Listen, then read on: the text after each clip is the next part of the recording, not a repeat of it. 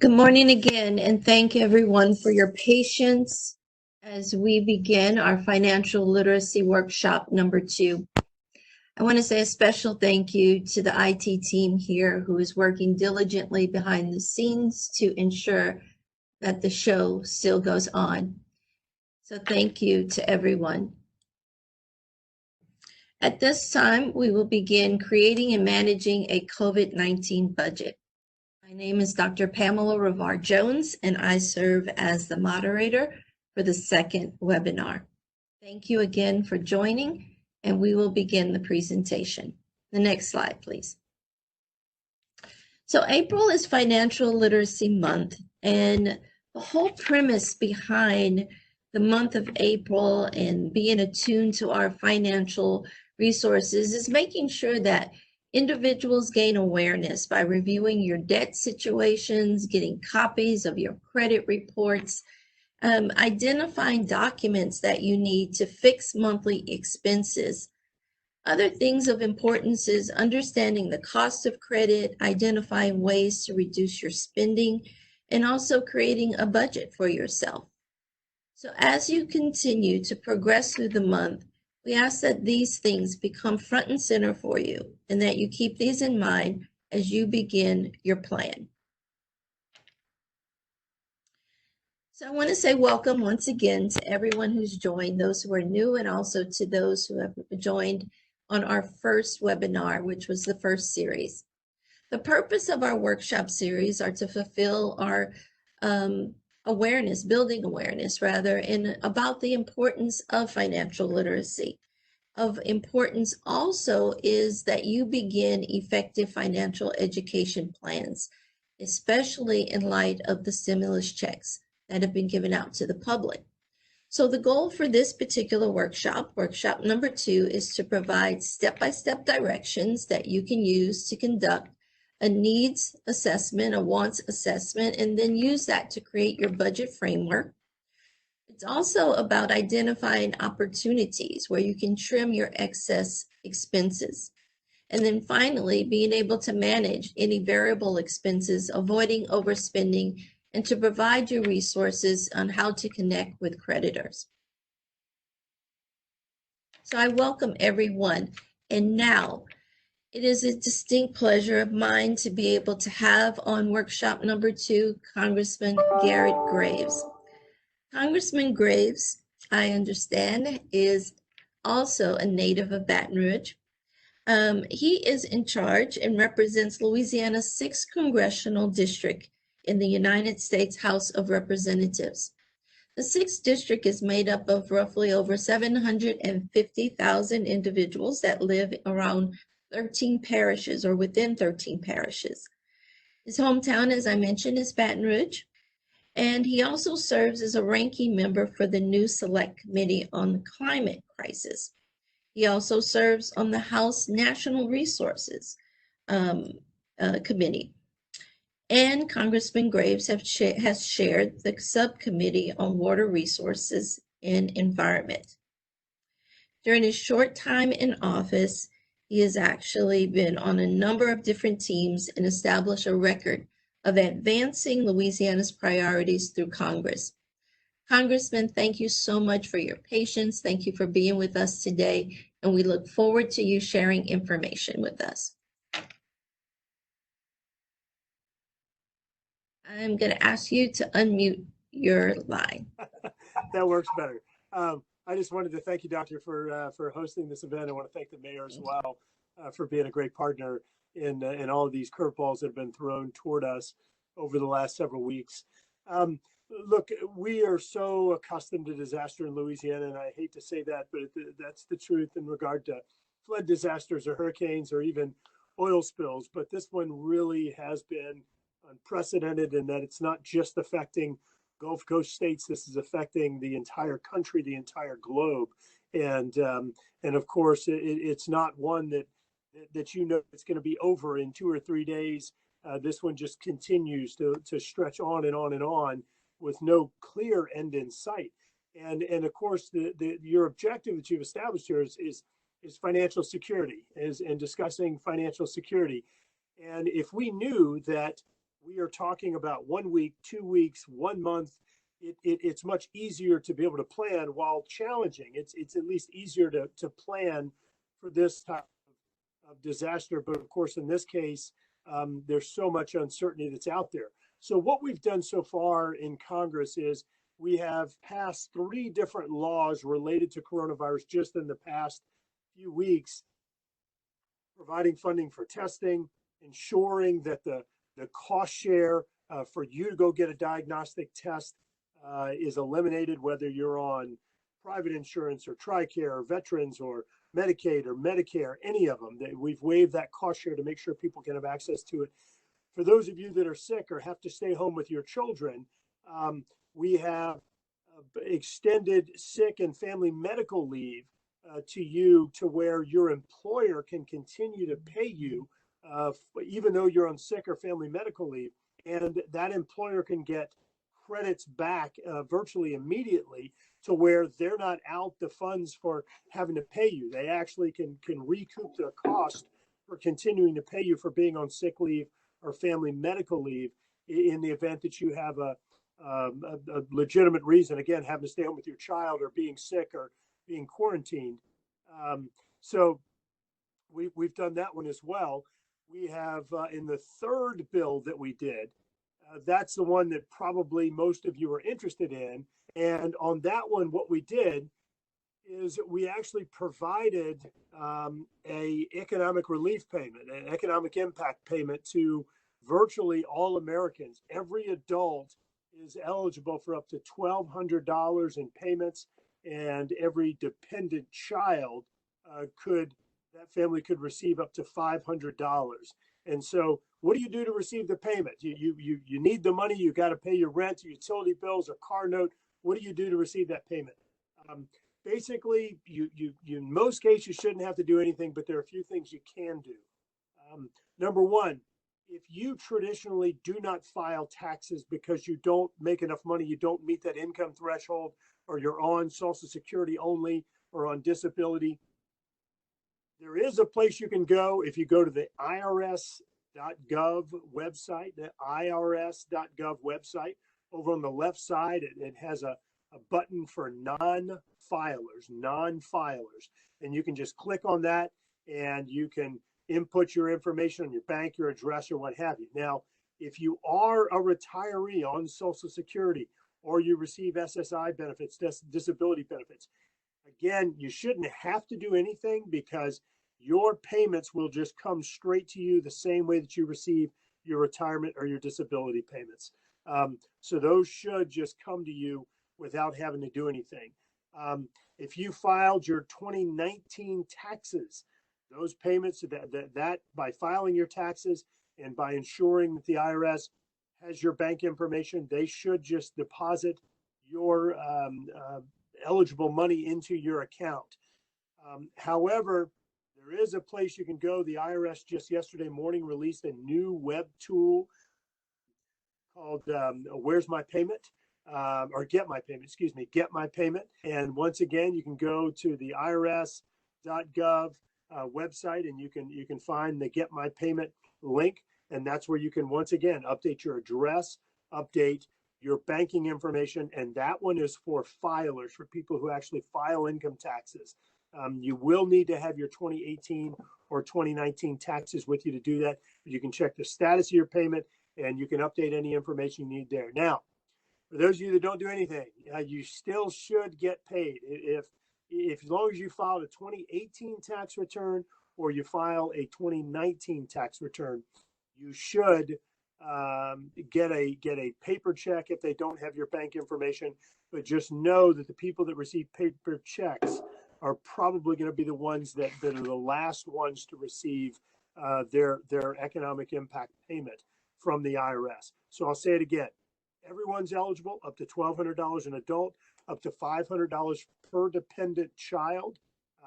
And it all is based upon your income. So if you have a higher income, then your check gets reduced, or you may not be eligible for a check at all. And just for example, for an individual, you would have to have an income, adjusted gross income, of $75,000 for 2018 or for 2019 in order for you to be ineligible. Or what happens is for every $100 you take over that 75,000, they cut your check by $5.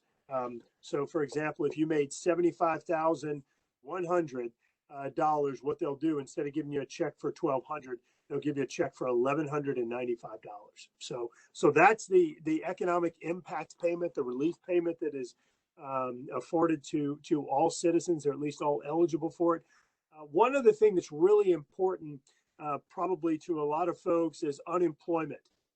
The same piece of legislation called the CARES Act, we changed and expanded unemployment. And so what we did there is unemployment, normally for the first 7 days you're unemployed, you're not eligible to receive anything. It's a period, a waiting period.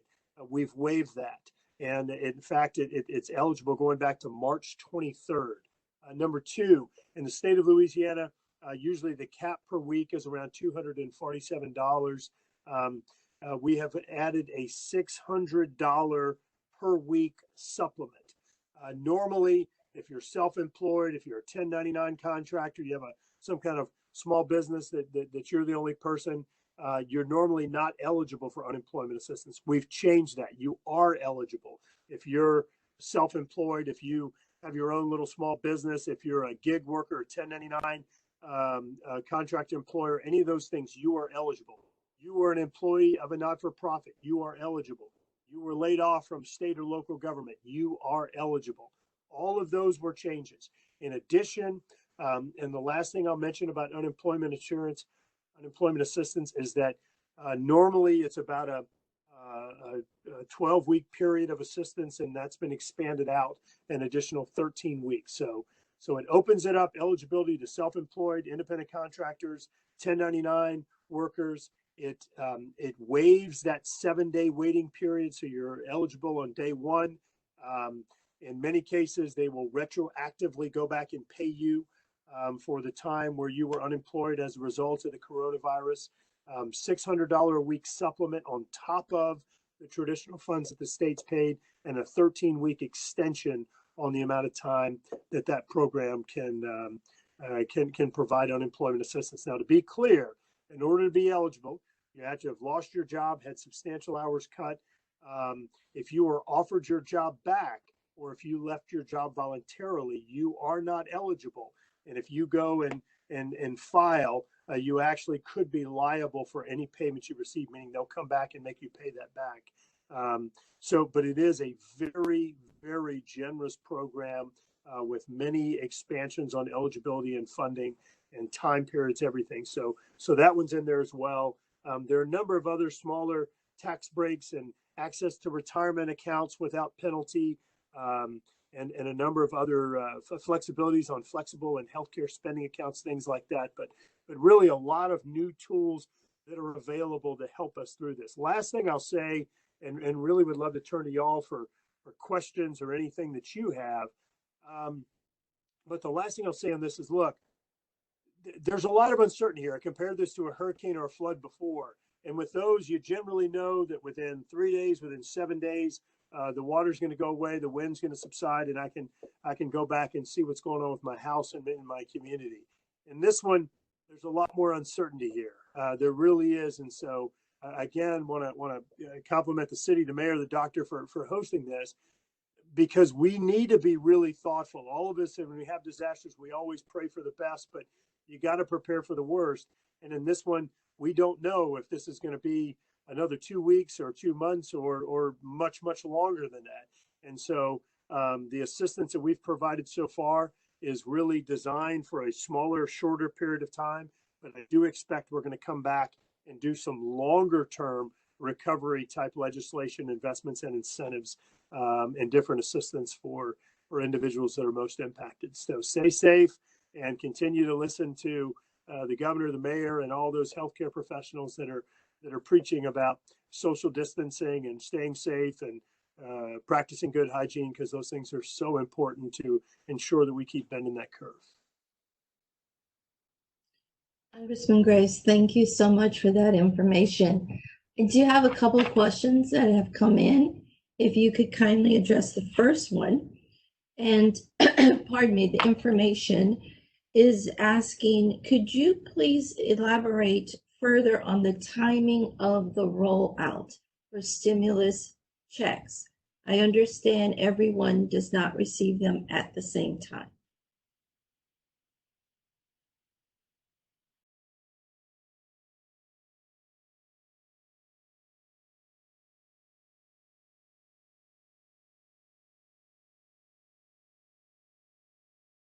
Okay, there we go. Can you hear me? Yes, I can. Okay, all right. I couldn't get my microphone back on. Sorry about that. Yeah, sure. And I apologize. I should have answered that. So the deal is that this just became law on March 27th. So I mean, just within the last few weeks, this became law.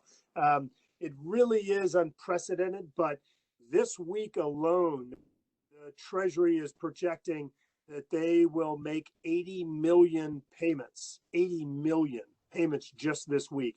So many people that I've already spoken to have already received their checks, already received their deposits. In fact, one person I spoke to received too much. But as long as you do not receive the funds as a result of fraud, meaning you some document was incorrect or what have you, then you keep whatever they sent you.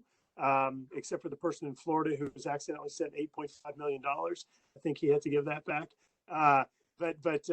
So what they're doing though is the way that they're prioritizing. Obviously, the people that they have bank information on, those folks are going to be going first because that'll happen. They can just hit a send button and it can just transmit. Those people that need paper checks, the government only has the ability to print 5 million paper checks per week, and so those will be some of the folks that are on the back end.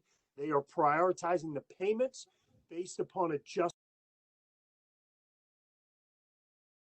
reported lower income, you will be paid first. Those who had higher income will be paid last. And so I'll say it again, 80 million payments this week. If they have electronic banking information on you, you will get paid first. Retirees and those with lower income are the ones that, and disability are the ones that are supposed to be prioritized under this program.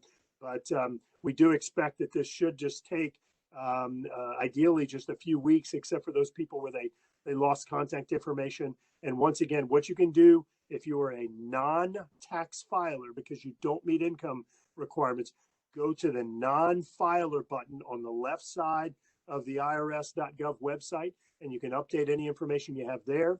Just yesterday, IRS released a tool called Where's My Payment or Get My Payment. I apologize. I think it's Get My Payment. And you can go again to the IRS website and you can check the status of your payment and update any information that you may need to update there. If any of you are having trouble, please feel free to contact our office and we're happy to see if we can track that down for you. Phone number is 225 442 1731. Again, 442 1731. And we'd be happy to see if we can help track down what's going on with your payment if you're having any trouble. Great. So we have another question, Congressman, pardon me. This individual is a small business owner and says times are very different indeed. What advice would you give me now that my means of income has changed dramatically? Sure.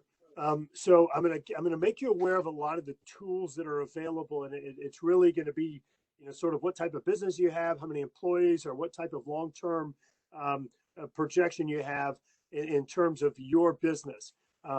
So number one, as a business owner, you could be eligible for unemployment assistance, even though you own the business. Normally, self-employed folks are not eligible. We changed that, so you could be eligible for that. Number two, we introduced a very, very popular program. In fact, it has already exhausted $350 billion called the Paycheck Protection Program.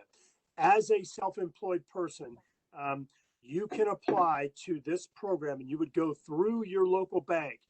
And just so you know, based on our experience, it seems that the smaller banks have been, and credit unions and lenders have been a little bit more efficient at this for whatever reason. but a bank that you have an existing relationship with, credit card, loan, car note, mortgage, whatever it is, some type of checking or savings account, go to them. And it's called the Paycheck Protection Program. And here's what it does. It will allow you to take your average income over the past 12 months or over 20.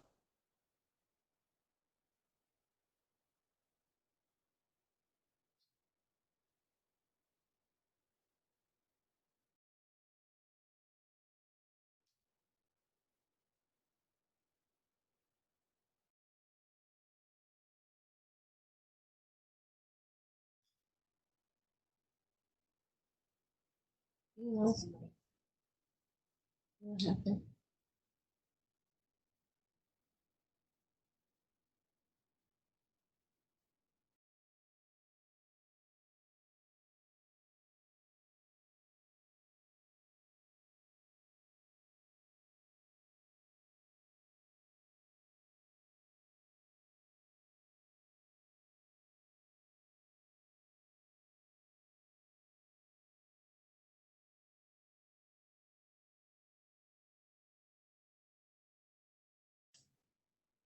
So Congressman Graves has lost a connection.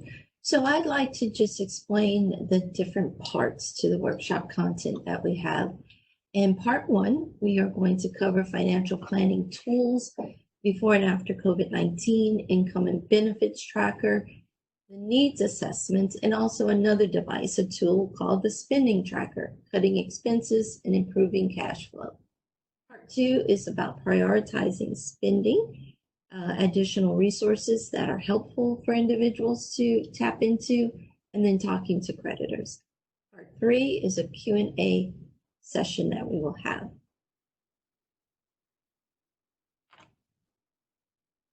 So our presenting partners for today's webinar is Hope Ministries, Mr. Richard Stonick and Derek Bede, Louisiana Jumpstart Partners, Jessica Sharon, and our Federal Reserve Bank of Atlanta partner, Claire Loop, and then the Office of the Mayor President, myself, Dr. Pamela Ravar-Jones.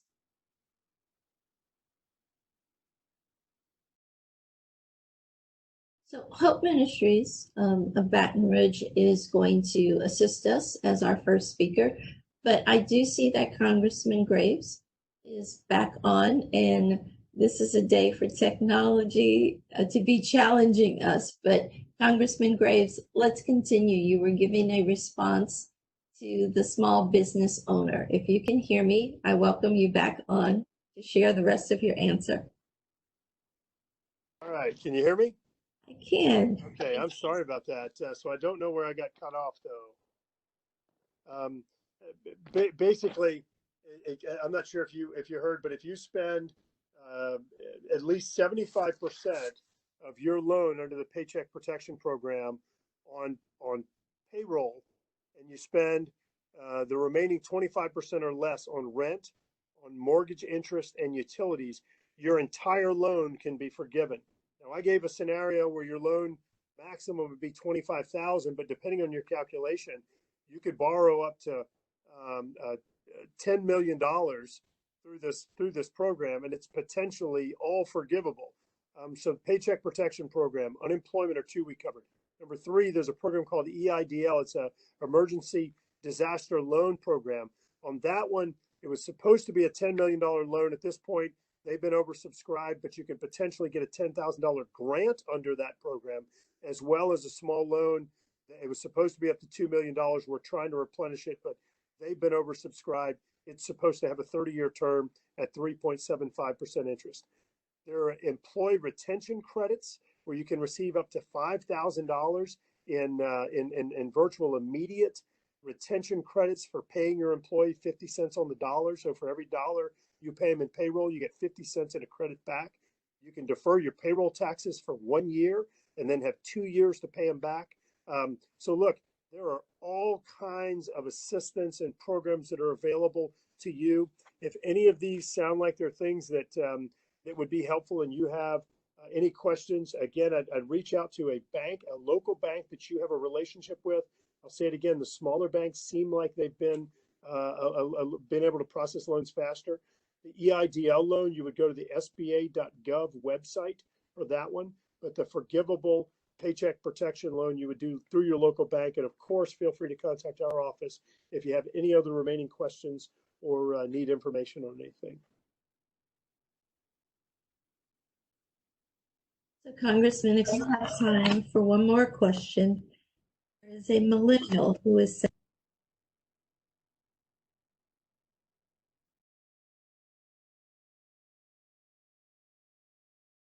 Muted. You're muted. There you go. Okay. there we go. So, there is a question from a millennial who is asking, how long can we expect the $600 supplemental income to be extended for unemployment? So what we did, first of all, under the program, it is for this calendar year. However, there are limits on how many weeks in a year you're eligible for unemployment. So we expanded that an additional 13 weeks beyond the norm. So you would be eligible, as I recall, it's up to a total of 25 weeks, I believe, is the limit under Louisiana's program with the federal supplement. So look, you could do it for a few weeks and then you could be reemployed and then lose a job again and go back. But I think the total for the year, as I recall, is 25 weeks. You can go to the Louisiana Workforce Commission website. They have a program called LA Hire, where you can go put all your information in. You do have to recertify every week that you continue to be unemployed and no access to a job. No job has been offered or available to you. But if you need any other information or questions, again, please feel free to contact our office, 442-1731. But I know that you're going to get back to work. I just got a feeling you'll get back to work. Our economy is going to reignite. It will. We've been through tough times before, and our economy is going to reignite, and it's going to be different than it was before. But I'm confident that we're going to come back strong. Thank you for that response. Congressman, last question is for you. What are you most looking forward to doing once the crisis is over? Somebody asked me this the other day.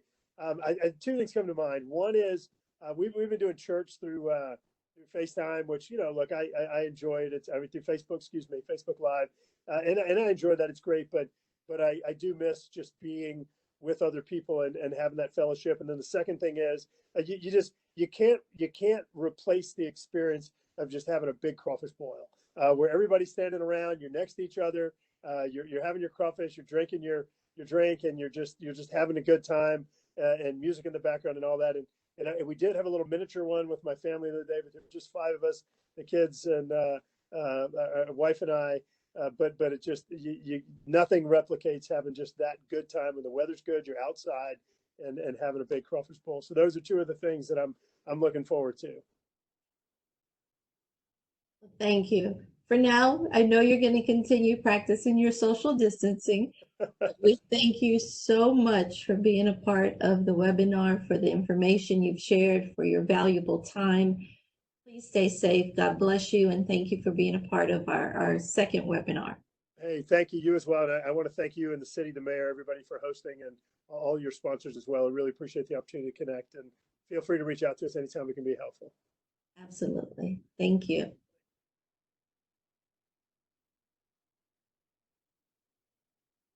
So at this time, I'd like to turn it over to our partners, Hope Ministries from Baton Rouge.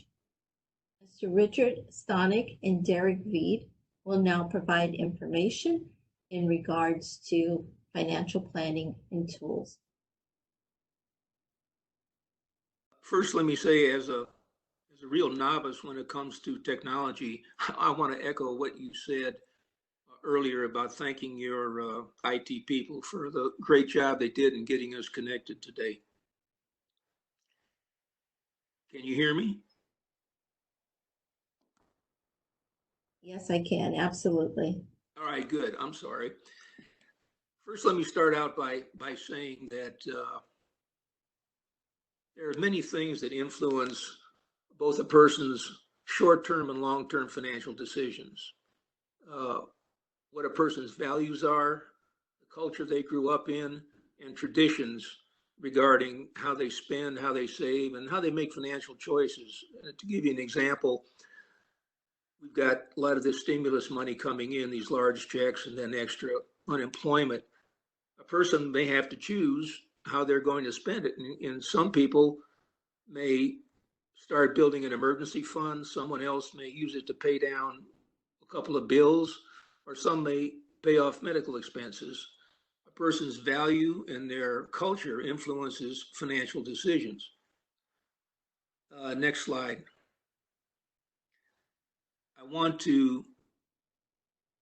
There you go.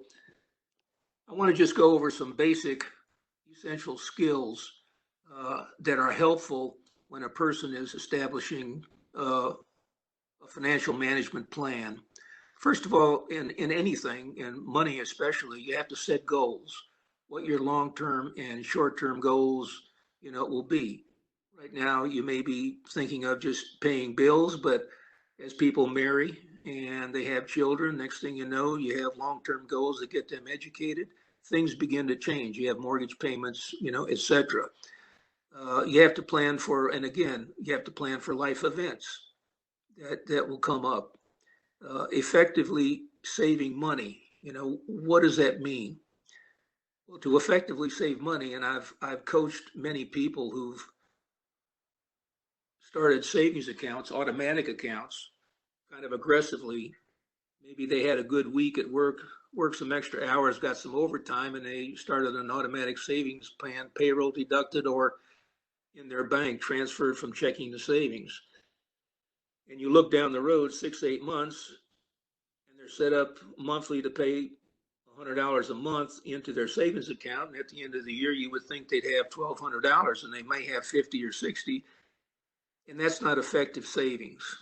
Meaning to effectively save simply means that you need to start out with something that you can do without. Better, if you're going to go back into the savings account, don't make yourself tempted. Start out small and just work up to it. Have an emergency savings. And what emergencies are usually 6 months or so, basic expenses, rent, utilities, mortgage notes, groceries, any payments you have to make for transportation, etc.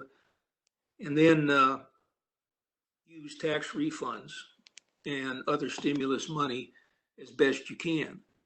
Now, next slide, after that was before COVID. Now, after COVID, we want to focus on just a few of those bullet points. First of all, setting goals, opening and prioritizing bills, food, shelter, clothing, etc. are expenses, basic expenses, but with shelter comes utility bills, water, etc. And in today's day and age, transportation and communications are as expensive and as essential as food, shelter, and clothing. Okay. Again, use those stimulus payments to pay life-sustaining bills first. Those priorities, and then we're going to talk later. Derek Veed, my colleague, is going to talk later about tracking spending and protecting yourself from identity theft and fraud. And that's one thing I'd just like to take a minute to focus and concentrate on. Right now, there are so many opportunities out there, so many opportunities, and everyone seems to have an answer for everything. Right now, people need to stay focused, and I know there's a temptation to go out and accept an opportunity or something that comes in through Facebook or email or texting that'll say, gee, that'll save my problem. They'll save my problem. And then we talk about wants and needs.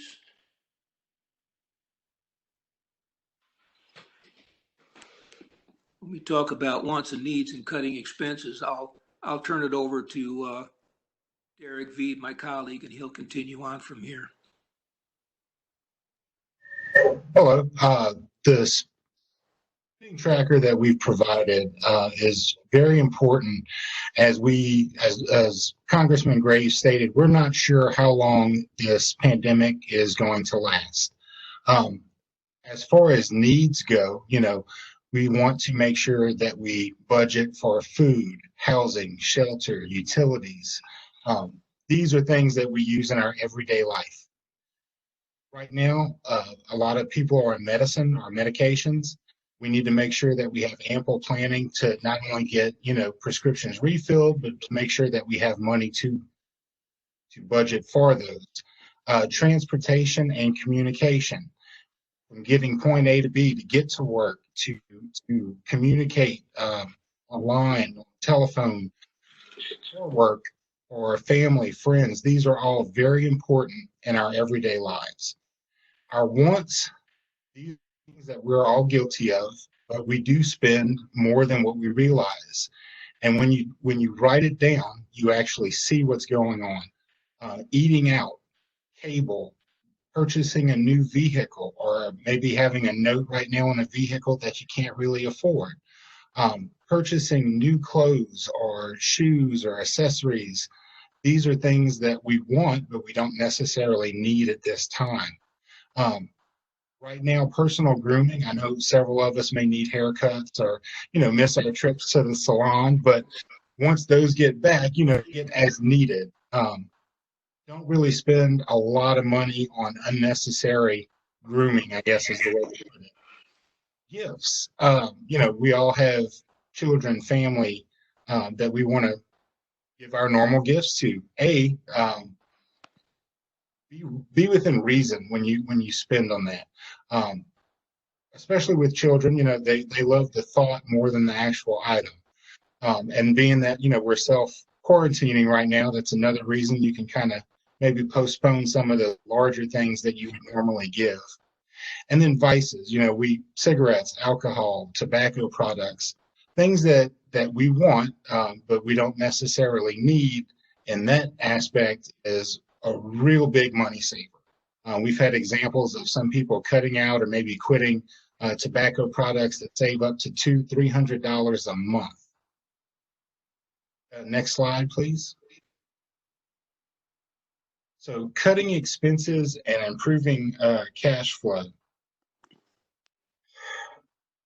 On the previous slide, the tracker, you budget each week. You would go through, you would write down what you spend for food on an average week, housing in a month, or, however you have your arrangement paid, utilities, usually on a monthly basis. And you budget when you're going to pay these certain things, whether it be week 1, week 2, week 3. The slide before this, the income tracker, basically has you logging every penny that you get in. If you're a single parent household, a joint family, multi-generational, everyone has some type of income coming in, whether it be from work, from child support, disability benefits. This tracker is very important to begin with, because this gives you what you have to work with for the month. Going back to the spending tracker, once you have the total from that income, you can subtract. As we were talking about the needs, you're going to subtract those first things first. You're going to go through to the most important. As your budget's left over, then you can, kind of set aside, as Mr. Stonage was saying, for a type of savings, because we do not know how long we're going to be in this current situation. You can go to the next slide. Some of the ways when you sit down and look at your budget, you may be taken back a little bit. You may look and say, oh, I'm actually falling short on cash, or I'm breaking even. These are some different ways that you're able to kind of cut expenses. We all love to eat out. If you have an average family of 4 and you spend $5 to $10, that can range anywhere from $20 to $40 a meal. If you do that several times a week, that's a big savings. As I stated earlier, avoid purchasing clothes, shoes, any unnecessary accessories that you may need.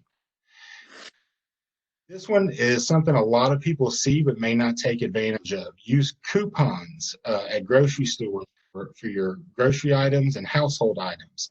A lot of stores will actually accept competitors' coupons, and they offer them inside the store also. This is a great way to save some extra money. Appliances inside your home. If you have things plugged up that you're not using on a daily basis or even a weekly basis, unplug them. Try and bring that electric bill down. And another very, very important thing is cancel memberships not being used. I know for a fact a lot of people may have gym memberships that's anywhere from $10 to $50 a month. And at the beginning of each year, we all sign up for these things, and right now we're paying for something that's taking out of your budget that could be applied to household things. Just another couple of cutting expenses is check your cell phone plans. A lot of people will lock into a contract that may be a year or two. They will allow you to change your plans, and you can maybe drop down to a lower cost. Cancel cable. Take advantage of streaming services. A lot of things out there right now are offering free trials. Be very careful if you do sign up for these, because they may actually charge you in the long run. So if you do sign up for something, especially if it's a free at that time, make sure to follow up and see when the actual bill comes in. You can go back and add that to your expense tracker. Pay bills on time to avoid late fees. When possible, try and get your bill paid on time. Any unnecessary fee, especially from utilities or maybe bank fees, can range from $10, $15, all the way up to $35 per item. Do not give away money or household items to people because they ask. What I mean is, if it's an unnecessary request, keep your items. If it's a family member that's in need, that's a different situation. But as far as anything that you use, especially if it's a vice, you may want to either cut that out completely or limit what you give out. Talking to creditors about extensions and fees that you can avoid. A lot of people do not realize this, but you can contact your local banking institutions or credit institutions and let them know what's going on with your situation. By talking to them, they get an idea of where you're at, and they can provide several different options as far as relief goes to possibly reduce your overall monthly cost.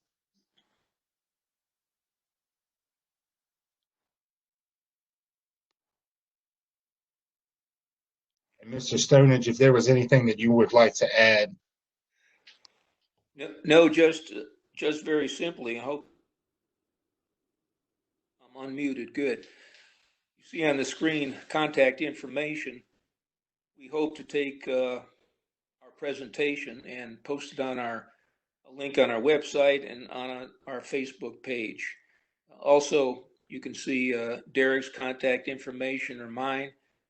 If anyone out there wants to discuss this information further, or they're looking for financial coaching, and we have services to offer in many areas. So regarding employment, workforce development, and also money management and career coaching. So thank you for the opportunity to make the presentation, and I'll turn it back over to the doctor so she can introduce our next participant. Thank you, Derek. Thank you, Richard, for both of you again for your patience and commitment to this presentation and to educating Baton Rouge and its community on some of the wonderful steps. I know you wanted to ensure that our participants have access to both the spending tracker and to the benefit tracker, so we will make sure that that is made available. I'd like to turn the presentation now over to the second piece, which is Louisiana Jumpstart. Ms. Claire Loop and Jessica Sharon will be presenting. Claire is with the Federal Reserve Bank of Atlanta, and also Jessica with Pelican State Credit Union. Jessica, there was a question that came up, so why don't we start with that and then we'll dig into your presentation. Thank you. Hi, yes, my name is Jessica. I'm the Director of Financial Outreach with Pelican State Credit Union. And I am a proud board member of Louisiana Jumpstart, and we're excited to be participating today. We saw that one of the questions that came in while Congressman Graves was speaking was, what do you do if the money for your stimulus check is sent to a closed account? That's a really important question. Every financial institution may do something a little different depending on their procedures, but overall, what is most likely to happen is that it's going to be returned to the IRS. So that money is going to go back to them. Now, in a normal circumstance, like say for instance, this happened with your regular tax return, they would then cut a check and mail it to the address that you use to file your taxes. In this case, the IRS has not stated if they will do that. They obviously will do that for your tax return, since that is their normal procedure, but they have not stated if they're going to do that for these stimulus checks. I'm sure they will, but it may take a significant amount of time longer, because now once they've done this first wave, they're going to start a second wave. So it may take you a while to get the stimulus check if the account is closed. One thing that may happen, for instance, credit unions are a little different, and so we have what's called a member number, and your accounts, both your checking, savings, and any accounts that you have are housed under that one member number. So what we do is we look and see, oh, was your checking closed? Then we'll put it in your savings. So we would do it that way, because it's still the same account, it's still the same person. But because a lot of banks aren't set up that way, or that I'm aware of, they would most likely just go by the actual account number. So really important to make sure that account number is correct. If you know for sure that the money was returned, you can reach out to the IRS. You can also reach out to Congressman Graves' contacts that he gave you. I would definitely suggest that. Because I'm sure he can help facilitate some of those things, and his office is willing to do so. But just be aware that if your account is closed, it's likely going to be returned, and you'll likely receive a paper check at some point later. All right, so I hope that answers the question for the commenter. And we're going to get started today with a presentation on prioritizing your spending. It's really important to do that, and our colleagues from Hope Ministries have talked about that. So I'm going to turn this over to Claire Loop. She is with the Federal Reserve Bank, and she's going to be talking to us today about that and telling us about some new resources. So Claire, please take over. Good afternoon, everyone. Thank you for having me. Before I get started, I just want to clarify that I am with the New Orleans Federal Reserve Bank. Comments that I made.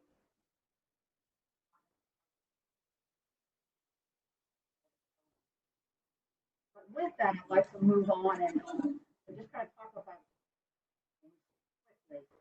And as we're preparing and working through our budget and learning how to, personally, when we're in normal time, that's something that we can really sit down. Right now, when we're in a stressful situation, sometimes we just need a couple of quick hints to get us away from what I call panic spending, trying to keep up with everything that's going on because we're in a situation control. So I have a couple of hints here. If you're trying to just kind of get a hold on things, and you're out there watching folks spend, like the pandemic, when folks are stocking up on toilet paper, sometimes if we're worried about what we're spending on, we can stop and just say, let me think about this. Do I need this item in my daily life? And I may. Can I substitute anything I already have for it? That's just a way for us to say, when we take a breath, do I have something else I can use right now, and put this spending off for just a little bit longer? Is it necessary that I buy it today? It may very well be. Again, personal finance is really personal. So what's a need for me might be a want for someone else, but not necessarily the same for all. So we really kind of look at what's necessary for me. When I talk about I'm not buying it because my friends have it, I think about that in terms of the kind of things we purchase.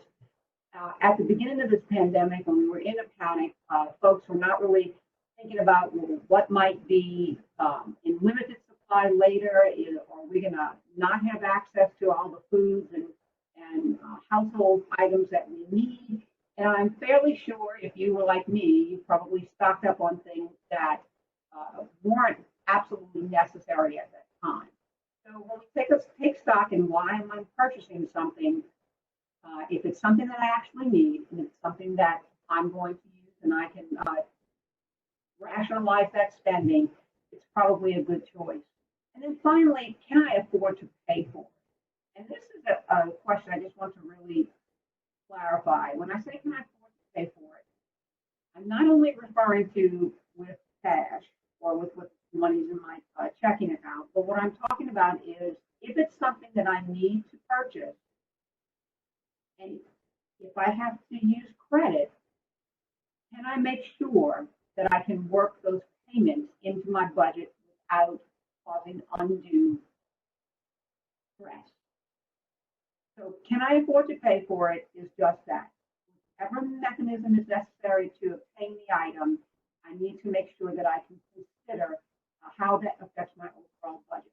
So I'd like to include this little 5-topic question of 5-point spending, stop and think plan. There's some other additional resources that we should look at. On the Federal Reserve Bank of Atlanta site, frbatlanta.org, we've been stepping up hints and links for you to use to kind of keep track of what's happening. We have a series called Financial Tips from the Atlanta Fed, and at the beginning of March, we did a piece on consumer protection. And on that site, you can find quick links to help you if you find yourself in a situation of fraud or identity theft. It directs you to where you need to go.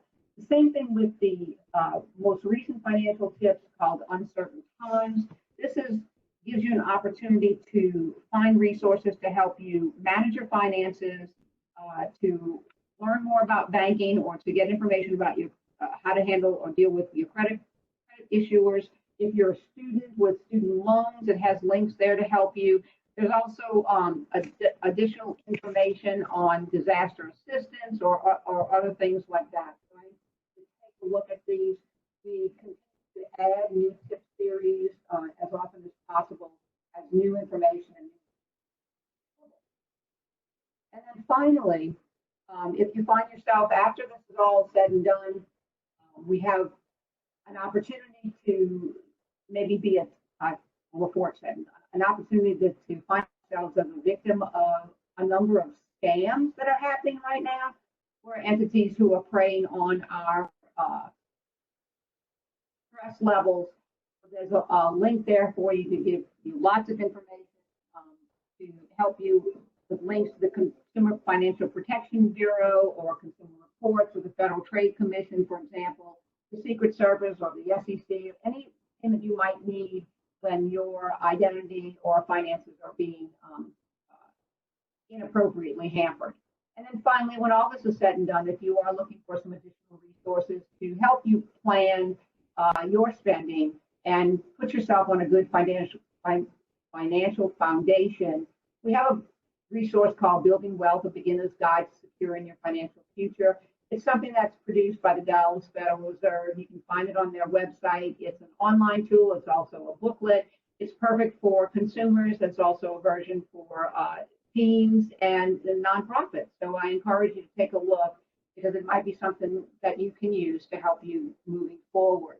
And with that, I'm going to hand it back to Jessica Sharon to talk to you about talking to your credit. Thanks so much, Claire.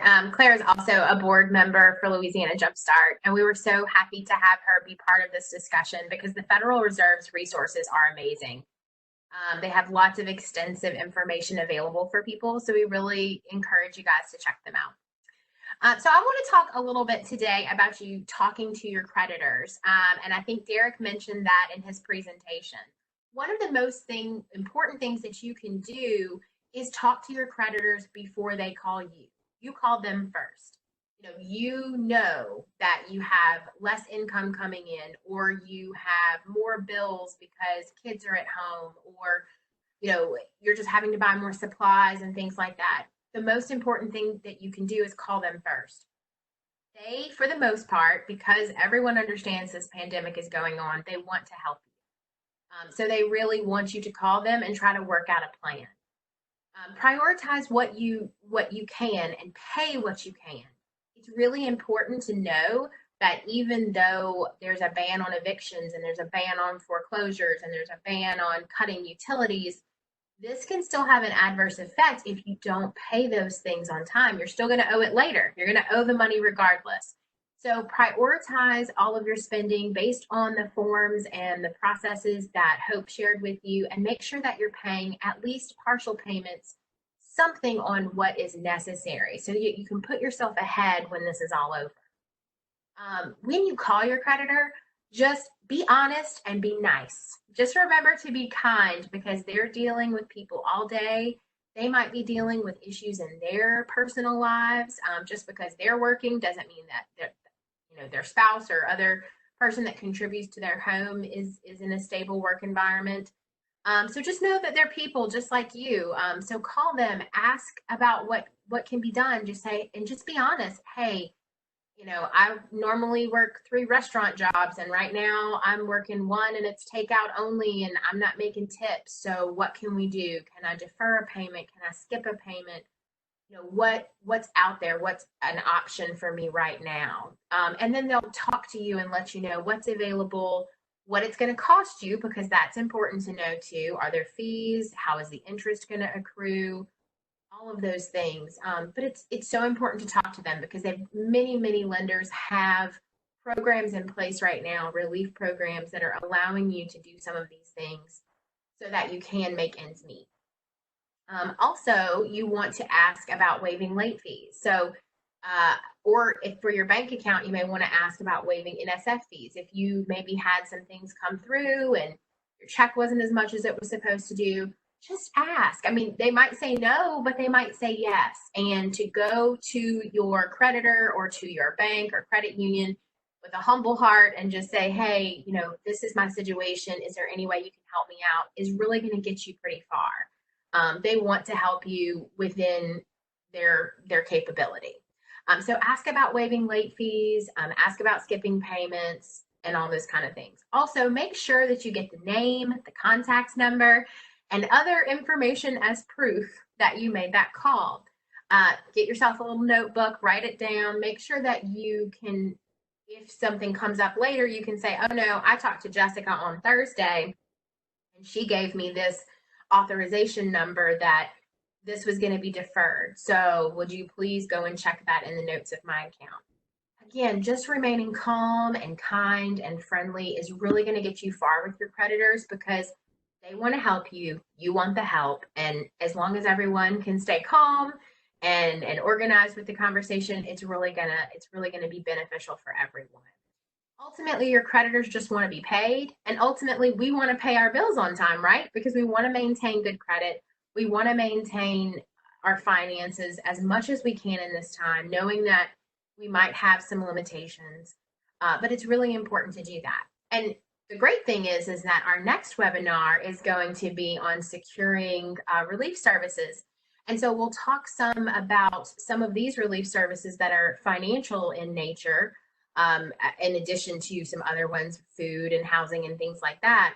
But we'll also talk about how using these relief services can affect your credit. So we'll talk about how to maintain your credit and its worthiness in this time. So again, just remember that your creditors are people just like you, and they want to help you and they want to see you succeed. So just talk to them and just remember that they're people too, and just to be nice. That's going to get you so much further. So that's it for our Jumpstart portion of the section for the seminar. So I'll go ahead and turn it back over to Dr. Jones. Jessica, thank you. I appreciate the information that you've shared, the details, especially in regards to talking to the creditors. I know a lot of people are sometimes timid to reach out and to make those initial calls, but I do appreciate the insight and the information that you've given to them. And I think that would be a great segue into the next slide that we have, which actually touches on some of the questions that I think we could address at this time. So we'll go to the next slide. That's a part of our Q&A. And one of the things that we understand is that there are different influencers that can impact an individual's financial decisions. Often the values and the cultures are influencing their purchase behaviors and the decisions that they make on what to buy. Traditions also play a big part in how we spend, how we save, and also how we make financial choices. One example of choosing how to just use your tax refund or the stimulus checks that are going to be provided, we find that individuals will make a choice to either build an emergency fund with that money or pay down an existing debt that they may have. Some individuals are already making plans to pay off medical bills that they've received, or to purchase technology. With the influx of the need, I should say, for computers and medical devices, laptops are a big purchase now. And then some individuals have made decisions to invest in themselves by making a choice to go back to school and to take online courses to prepare them for their next form of employment. All of these type of decisions are based on the values that an individual will have, and in addition to that, help them with their budgeting process.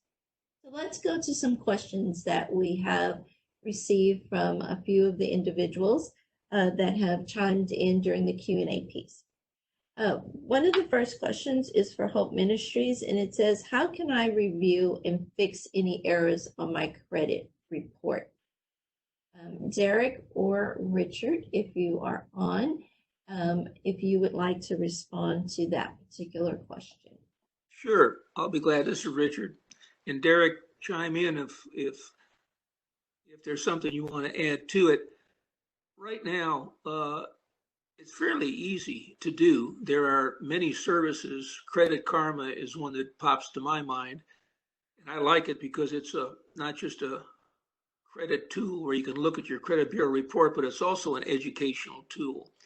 But it's very easy these days. You can look at your credit report on Credit Karma, for instance, and you can look at the notes, you can look at any collections, you can look at any information there, and you have the ability right there online to put a footnote on any credit item or any statement that's made, or you can challenge what's there, and you can put in a dispute, send it in, and that item will be removed temporarily while the credit bureau examines that information, goes back to the creditor and actually investigates it and finds it out.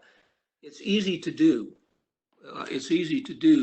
But what people have to understand is improving your credit score is something you need to do yourself.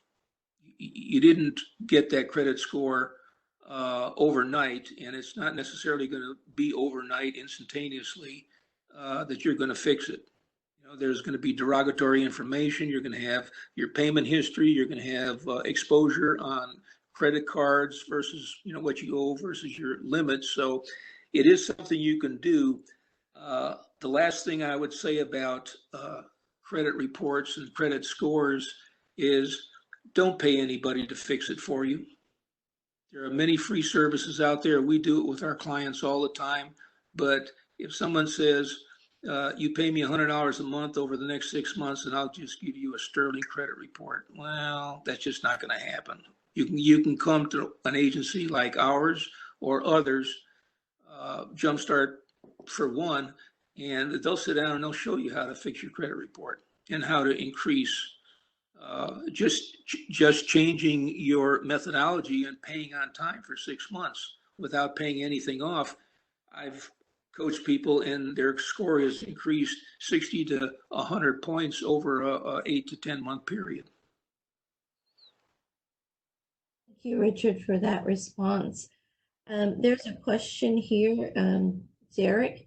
The question is, if now we're not being evicted, should I still pay for my rent even though times are tough? Yes, most definitely. Rent or your mortgage payment. That's your not to pay for that now. That bill does not go away, and you'll be facing 1, 2, 3, however many months rent coming up. As stated before, just because they can't evict you or have you move right now or charge interest, you're still required to pay that original balance. So most definitely, if you need to cut the internet or cable or something of that nature to kind of build up funds for that, most definitely that's number one priority. And let me add something to that I read, and if any of the other presenters want to chime in, I'd appreciate it. But this thing about not having to pay your rent and landlords can't evict you, I understand that only applies to subsidized housing, and I don't know how you determine this, or landlords who have a mortgage underwritten by the federal government, on that property that you're renting. So it isn't just automatic, but so you have to kind of check into where you're renting. If you're in subsidized housing, you can do that. But as Derek said, if you got the money, pay your rent. Also, to add another tip is if you get paid, say, semi-monthly or bi-weekly, you may not have the funds to pay the rent all at once, but even if you break the payments down, you can accomplish that same task over 30 days. So that's another way you can possibly kind of keep the blow to your checking account or your funds to dwindle down. Break up the payment. That'll definitely kind of help out some. Thank you, Richard. Thank you, Derek, for those responses. We have time only for one more question. And so, Claire, I'd like to reverse this question, or revert the question, I should say, to Jessica at this time. And Jessica, what happens with the payments and interest that are deferred? If you could touch on that for us, please. Oh, okay. I'm sorry. Are you asking what happens like if they defer their loan payments or whatever that may be? That is correct. The question is asking what happens with the payments and interest when they are deferred. Okay, great. So what generally, you definitely need to contact your creditor to find out what they're going to do. But in most cases, the payment for most regular accrued loans, they're going to extend your payment out for the number of months that you defer. So if you do a 3-month deferment, that means that they will tack on the interest for the months that you did not pay to the end of the loan, and then they will push your payments out 3 extra months. That is traditionally what will happen with a regular loan. Now, for a mortgage, in most cases, that's very different. A lot of times what you'll see happen with a mortgage is that they will actually ask you that you'll defer it for maybe 3 months, and then they'll ask you to make a full payment for the amount that's left over on that 4th month. That would be very difficult to do if you've had less income for a consistent amount of time. So if you're asking for a deferment on your loan and you need it, because it is, well, number one, you shouldn't ask for it unless you need it, honestly, because it's going to cost. There's a cost to it in the long run. But if you are going to ask for it, make sure that you ask your financial institution, hey, what does this look like in the long run? How much interest is this going to add to my loan? Am I going to have to pay this loan longer? Please tell me what the consequences are of doing this. Because again, if you're in a very tight financial situation, it still may be the best thing for you to do, but you want to make sure that you know what it's going to cost you. Excellent. Thank you, Jessica, for your response. The next slide is a update on each of the workshops that we have in the queue. And so I just want to do a quick reminder that, again, April is Financial Literacy Month. And so we have a series of workshops. April 21st is scheduled for securing relief services, and Jessica touched on that. And the one is April 23rd, breaking down the unemployment surge. So next Tuesday and Thursday. And then the following week on the 28th, creating a game plan for an emergency reserve, along with assessing spending habits during COVID and beyond, a new normal for money management. I want to remind everyone you can register online at brla.gov/COVID workshop. Our final slide, please.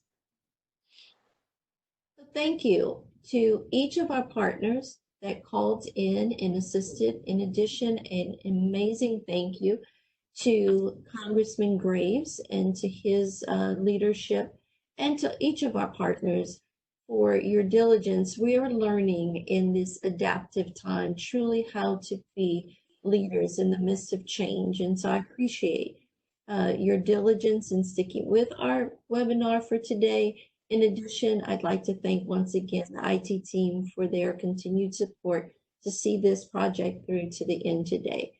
Thank you all who have viewed in for your questions, and please come back again on Tuesday. Thank you kindly.